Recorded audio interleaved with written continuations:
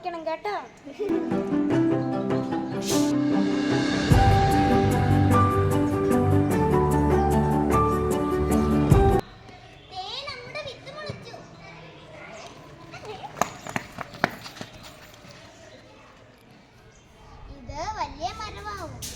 മാവിനെ പോലെ കുറെ മാങ്ങകൾ ഉണ്ടാവും. നിറയെ വർഷങ്ങൾ എടുക്കില്ലേ?